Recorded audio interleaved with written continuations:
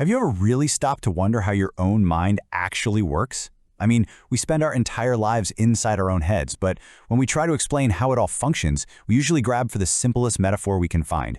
And for the last few decades, one metaphor has pretty much ruled them all. You know the one, right? We talk about processing information, storing memories, and running on autopilot. This idea of the mind as a computer has been super helpful in some ways. But let's be honest, it's also deeply flawed. Okay, so let's break this down. On one hand, you've got a computer. It follows rigid, pre-programmed rules. It crunches symbols one after another.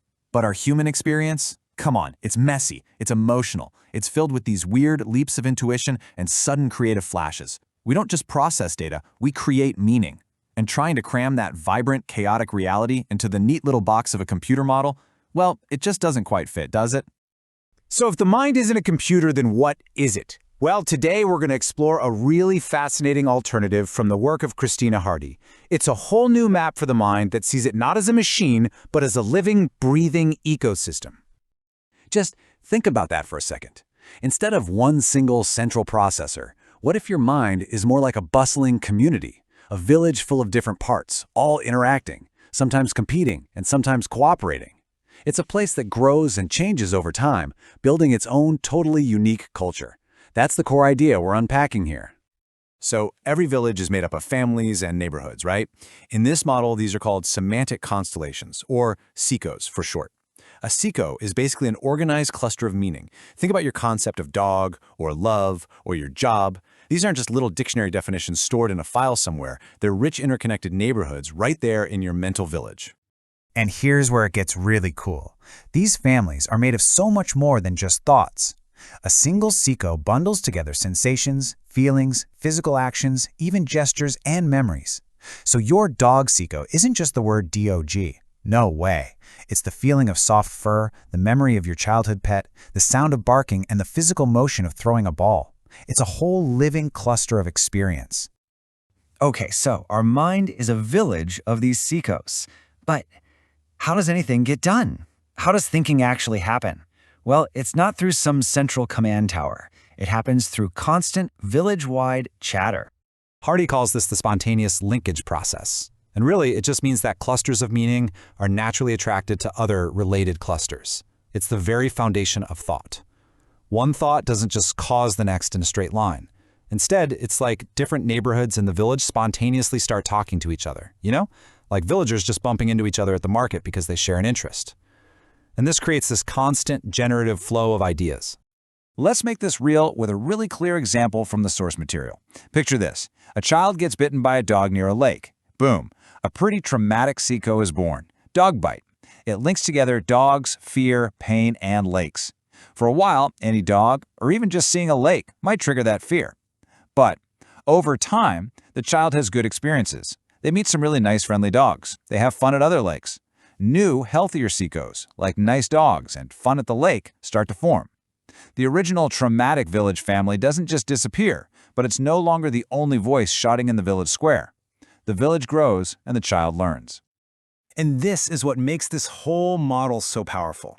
It suggests that a healthy mind isn't one where everybody agrees all the time. It's one with many different, even competing families. This redundancy, this competition between different SICOs, is actually what gives us our mental flexibility. It's the very source of our ability to see a situation from multiple angles and, this is crucial, to make a choice.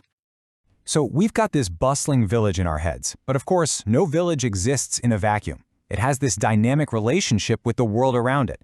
And this is where the model gets even more interesting. It's a total two-way street. First up, your mental village is actively shaping the world you see. You're projecting meaning onto everything. That chair isn't just wood and fabric, it's Dad's chair. That car isn't just a machine, it represents freedom or maybe frustration. We are constantly injecting our internal meanings out into the external world, organizing our reality, and creating what Hardy calls our local universe. But where does all that meaning go? Well, this theory suggests it doesn't just vanish. It actually gets stored in the environment itself, creating these things called ecosemantic fields. I mean, think about your childhood bedroom or a favorite park bench. Those places just feel different, right? That's because they're literally holding the meaning you've poured into them over the years. And here's the really mind-bending part.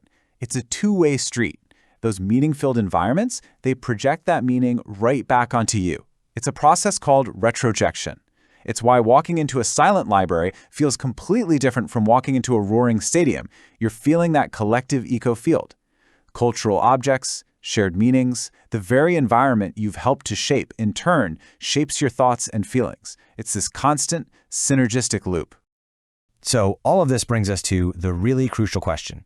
Why does shifting from a computer to a village actually matter so much? Because it fundamentally changes our relationship with our own minds. This quote from Hardy herself just sums it up perfectly. In that old computer model, concepts are like static files you just pull up. But in the village model, they are living agents. They are generative. The families in your mind are actively talking, creating, and building new things all the time. They are anything but passive. So what's the big takeaway here? Your mind is not a fixed piece of hardware. It's a living, dynamic system. It is inherently creative, literally designed to make new connections. It's constantly evolving with every single new experience. And maybe, most importantly, you are not just a user of this system. You are an active participant in building it. You're an architect. Which brings us to our final thought. If your mind really is a village and you're one of its chief architects, what kind of place are you creating? Is it diverse and flexible? Are new families welcome? Are some of those old, unhelpful neighborhoods getting renovated? It's a powerful question, and this new map of the mind gives us the tools to maybe finally start answering it.